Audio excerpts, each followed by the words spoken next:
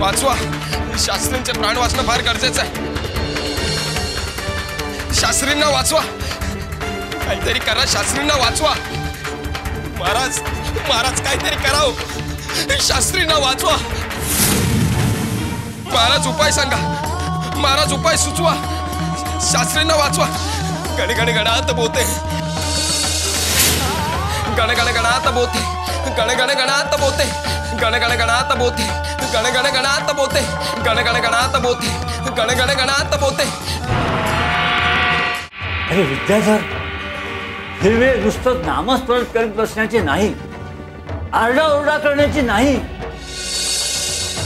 नामस्मरणाला कृतीची जोड मिळण्याची गरज आहे. विद्याधर, अरे कृती कर, कृती कर. विद्याधर, कृती कर.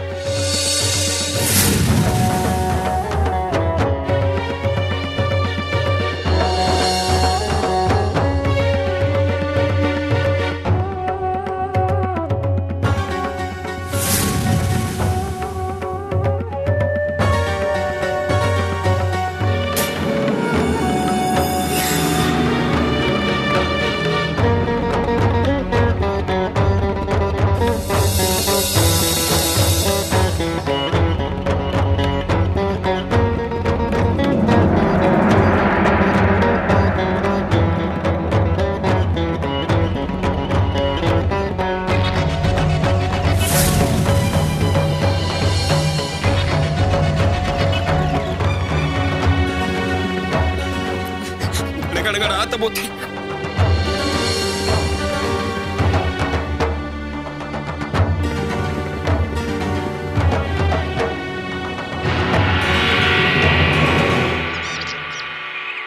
गण गण गणात बोते, गण गण गणात बोते, गण गण गणात बोते, गण गण गणात बोते,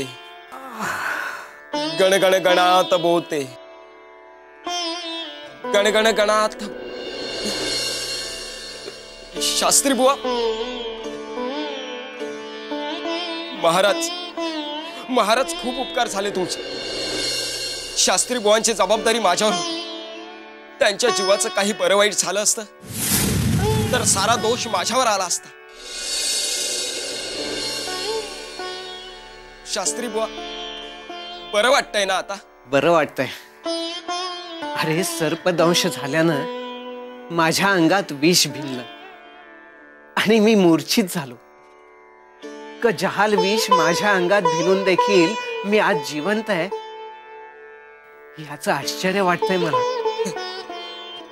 ही सारी महाराजांची कृपा. त्यांनी सुचवलं म्हणून तुमच्या शरीरात भिनलेलं विष मी तोंडाने चोखून काढून टाकलं. काय? विद्याधर, तू माझे प्राण वाचवलेस. माग, तुला बक्षीस म्हणून जे मागायचं असेल ते तू माग. मला काही नको.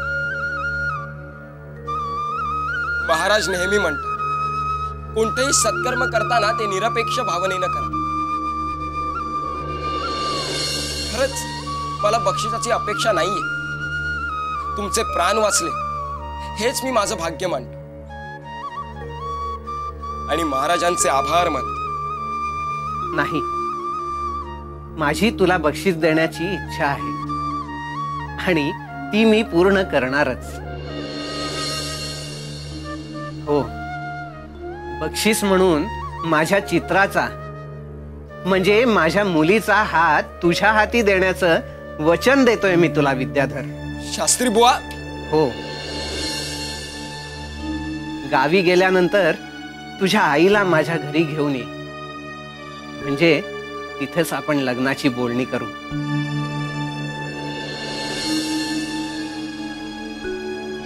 ते काय केलं बाबा? तुम्ही तीर्थयात्रेला गेला होतात की चित्राच्या आयुष्याची धिंडवणे काढायला गेला होतात? चित्राचं लग्न त्या दरिद्री विद्याधरशी ठरवून आलात? म्हणजे निदान यांचा सल्ला घेऊन तरी निर्णय घ्यायचा. चित्रा आमची कुणीच नाही का? आम्हालाही तिची काळजी आहे. मला तिची काळजी नाही आहे का? हे पहा, विद्याधर गुणी आणि बुद्धिवान मुलगा आहे. आपल्या इतका तो श्रीमंत नसला तरी त्याचं भविष्य उज्ज्वल आहे हे जाणूनच मी हा निर्णय घेतलाय. मान्य आहे. पण तो एका स्वयंपाकीण बाईचा मुलगा आहे हे विसरू नका. विद्याधरने तुमचे प्राण वाचवले हे खरं आहे, त्याचे आपल्यावर उपकार आहेत. पण त्या उपकारांची परतफेड म्हणून तुम्ही तुमची मुलगी देऊ केलीत हे काही बरोबर नाही. हा सरळ सरळ तिच्या आयुष्याची खेळ आहे. तुम्हाला त्याच्या उपकारांची परतफेड करायचीच होती तर त्याला सरळ पैसे द्यायचे होते ना. विद्याधर तत्वनिष्ठ मुलगा आहे, तो पैसे घेणार नाही. आम्ही पण चित्राचा हात विद्याधरच्या हातात देणार नाही. रमाकांत, तुमच्या पुढे हात जोडून विनंती करतो, आपल्या चित्राचा लाडाकोडात वाढलेल्या मुलीचा हात त्या विद्याधरच्या हाती नका देऊ. विद्याधरला तसं वचन दिलंय सुनबाई. मग वचन मोडा. रमाकांत, आपण ब्राह्मण आहोत. गेली 30 वर्ष पौरोहित्य करून लोकांचा विश्वास संपादन केलाय आणि आज त्या विश्वासाला तडा जाऊ देऊ म्हणतोस? हो, चित्राच्या हिताचा विचार करता हे वचन मोडावंच लागेल बाबा. चित्रा, हो? तू अशी शांत का उभी आहेस? तुझ्या आयुष्याचा प्रश्न आहे हा. तू विद्याधरला ओळखतेस, त्याच्याशी लग्न करण्यासाठी तुझी काही हरकत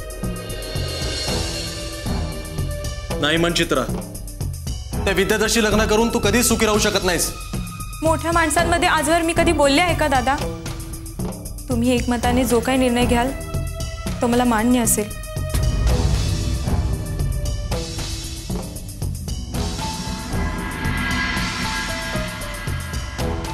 अरे पण मी काय म्हणतोय रमाकांत? तुम्ही काहीच म्हणू नका. मी काय सांगतोय ते ऐका. तुम्हाला काही दोष लागणार नाही. विद्याधर त्याच्या आईला घेऊन इथेही लग्नाची बोलणी करायला. तुम्ही काहीही बोलायचं नाही. जे काही बोलायचं ते आम्ही बघू. अरे पण पुढे निवृत्ती स्वीकारून तीर्थयात्रेला जाऊन आलात. आता घरातले निर्णय मला बघू देत. वचन नुसतं देऊन उपयोग नाही, ते कोणत्याही परिस्थितीत कुणाचाही कितीही दबाव आला तरी पाळायला हवं. ते फार अवघड असतं. नमस्कार शास्त्री बुवा. नमस्कार. कसं येणं केलं? रमाकांत, बोला ना. नाही, शास्त्री बुवांनी आम्हाला बोलवणं केलं होतं. हो हो, मामांजी म्हणाले विद्याधरने यांचा जीव वाचवला, त्याचं बक्षीस घेण्यासाठी तुम्ही आला आहात. सांगा, किती रक्कम द्यायची आम्ही तुम्हाला? रक्कम? काय बोलतात सुनबाई? शास्त्री बुवांनी चित्राचा हात विद्याधरच्या हातात देण्याचं वचन दिलं होतं. आम्ही लग्नाची बोलणी करायला आलो. तुमचं डोकं फिरलंय का? रमाकांत भाऊ, तुमच्या दोघांचा सूर असा विचित्र का लागलाय? तुम्ही पायरी सोडून वागताय, नको तिथं सूर जुळवू पाहताय आणि त्यामुळे आमचे सूर बिघडलेत. अरे तुझ्यासारख्या भणंगाला मुलगी द्यायला बाबांना काय वेळ लागलाय? ही तुझी आई यमुनाबाई आमच्या घरचं उष्ट कर्कट काढते आणि याच घरची विहीण होण्याचं स्वप्न पाहते. अरे कमाल आहे. पुरे झालं रमाकांत भाऊ. शास्त्री बुवा, मला तुमची मुलगी नकोय, पण तुम्ही यांना सांगा की तुम्हीच मला तुमच्या मुलीचा हात माझ्या हाती देण्याचं वचन दिलं होतं म्हणून. बाबा काय सांगणार? बाबांना सर्पदंश झाल्यानंतर बाबांची स्मरणशक्ती आदू झाली आणि तुला हे ठाऊक असल्यामुळे बाबांनी तुला वचन दिल्याचं तू खोटं सांगतोयस. हे बघा, पुरे झालं आता. तुम्ही माझ्यावर आरोप करू पाहताय, माझ्या आईचा अपमान करताय तुम्ही. हो, तुला जिथे जायचं दात मागायला तिथे जा. चल.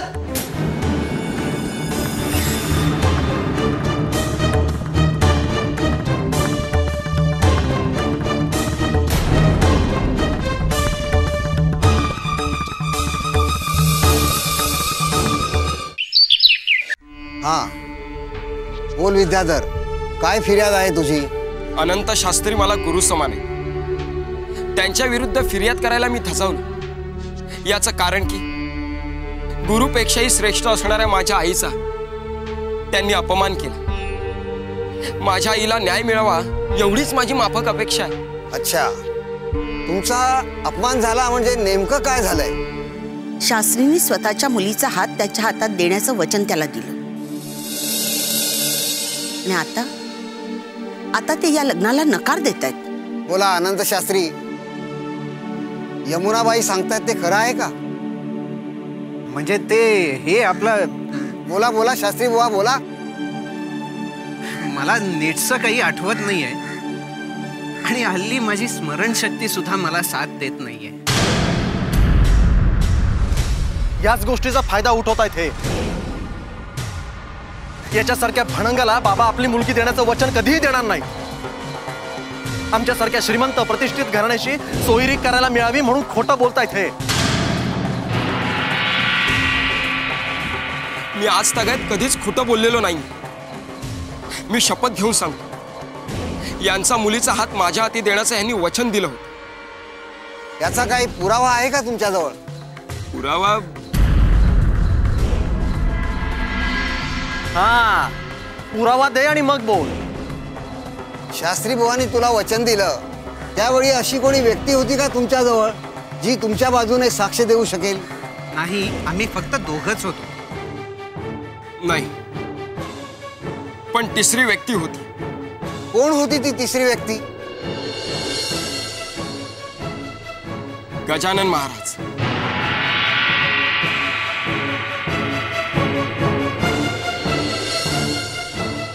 काय? गजानन महाराज?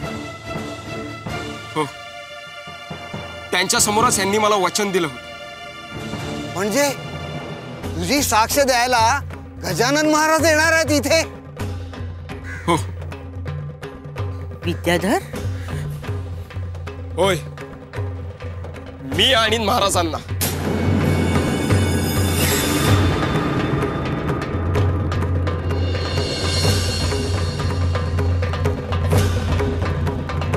तोवर न्याय निवाडा होणार नाही. गण गण गणात बोते, गण गण गणात बोते, गण गण गणात बोते, गण गण गणात बोते, गण गण गणात बोते, गण गण गणात बोते, गण गण गणात बोते, गण गण गणात बोते, गण गण गणात बोते, गण गण गणात बोते. महाराज, पाहत आहात ना तुम्ही, तुमच्या समोर अनंत शास्त्रींनी मला वचन दिलं आणि आता काहीच आठवत नाही असा बहाणा करताय. पंच म्हणाले साक्षी वाचून निवाडा लागायचा नाही. तुम्ही साक्ष द्यायला याल असं मी सांगितलंय त्याने. गण गण गणात बोते, गण गण गणात बोते, गण गण गणात बोते. विद्याधर, असा काय बसलास बाळा? कुणाशी बोलतोयस? गजानन महाराजांशी. महाराजांशी? हो आई. जोवर महाराज येऊन साक्ष देत नाही तोवर अन्न पाणी व्यर्ज करून स्वइच्छेने मी धरणं धरून बसणार आहे. कोणतीही अपेक्षा नसताना अनंत शास्त्रींनी आपणहून तुला माझी मुलगी देतो असं सांगितलं आणि आता कानावर हात ठेवतायत, मला खोटं ठरू पाहतायत. त्यांच्या घरी गेलो असता त्याने तुझा अपमान केला. नाही, माझ्या आईचा अपमान मी सहन करूच शकत नाही. त्यामुळे मी सत्याचा आग्रह धरतो. महाराज नक्की येतील आई. महाराज येतील आणि आपल्याला न्याय मिळवून देतील. गण गण गणात बोते, गण गण गणात बोते. विद्याधर बाळा, तुझ्या पोटात अन्नाचा कण नाहीये, निदान पाणी तरी पिऊन घे.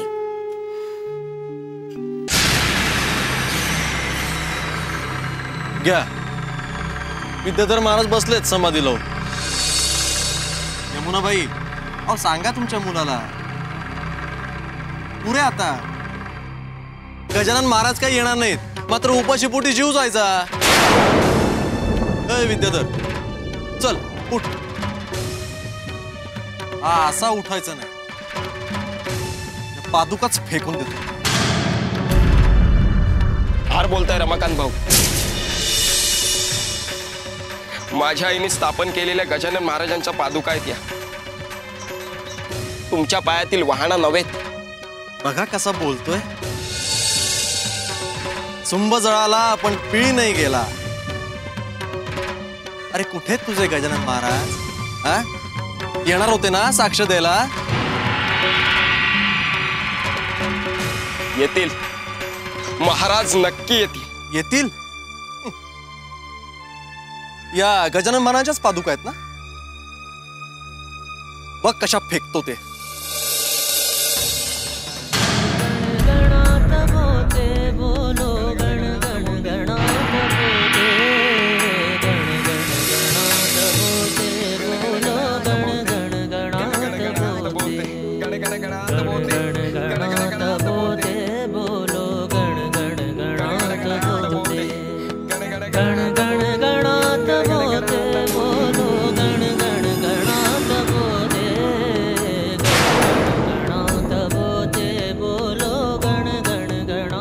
पादुका जड झाल्यात, उचलल्याच जात नाहीये.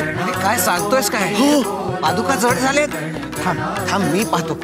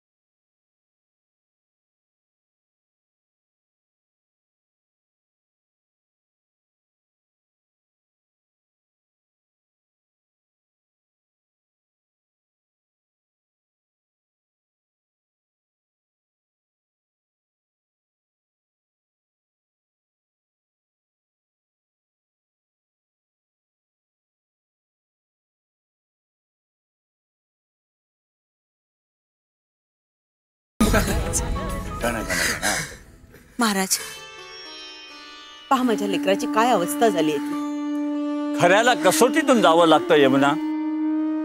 आम्ही सारं पाहत होतो. पुण्याचं फळ मिळण्याची निश्चित अशी एक वेळ असते, तेव्हाच न्याय मिळतो. सरपंच, तुम्हाला माझी साक्ष हवी आहे ना? अनंत शास्त्रींनी विद्यादर्शी त्यांच्या मुलीचं लग्न लावून देतो असं वचन दिलं होतं. आम्ही त्याचे साक्षीदार आहोत. काय अनंत शास्त्री, आता तरी खरं बोलणार आहात का? महाराज, अहो, तुमच्या मुलाने तुमच्यासाठी केलं नाही एवढं विद्याधरने तुमच्यासाठी केलंय. तुमचे प्राण वाचवले, त्याचे असे पांग फेडतात? महाराज, महाराज मला क्षमा करा. महाराज,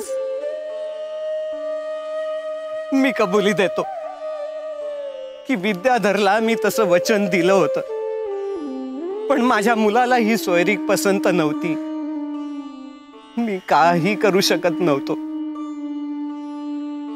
त्यामुळंच मला काही आठवत नाही असा बहाणा मला करावा लागला. क्षमा करा. मी आजही चित्राचं लग्न विद्याधरशी लावून द्यायला तयार आहे. काय रे रमाकांत, तुझं काय मत आहे? क्षमा करा महाराज. अरे वेड्या, विद्याधर मध्ये कोणतीही उणीव नाही. तो विद्वान आहे. तो ज्ञानाच्या बळावर संपत्ती मिळवू शकतो. जावई करताना त्याच्या संपत्तीकडे पाहू नका. तो माणूस म्हणून चांगला आहे की नाही, तो आपल्या मुलीला सुखी ठेवू शकेल की नाही हे पहा. चूक झाली महाराज, क्षमा करा. विद्याधरचं लग्न माझ्या बहिणीशीच होतं. गण गण गणात बोलते, गण गण गणात बोलते, गण गण गणात बोलते.